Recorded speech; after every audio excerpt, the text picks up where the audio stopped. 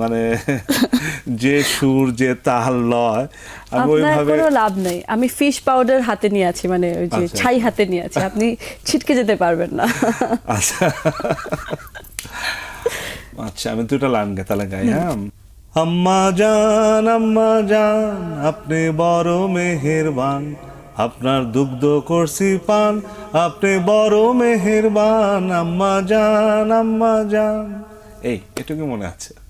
আপনি অনেক ভালো গান আমি গান, ভালো গান গাই। মানে আচ্ছা। অ্যাটলিস্ট সুর এবং তালটি আছে। না যাক আপনাকে ধন্যবাদ। আমার মনে হয় জীবনের প্রথম কেউ, তাও আবার আপনি একজন কি বলবো আমার খুব প্রিয় অভিনেত্রী এবং আমি আপনাকে খুব পছন্দ করি।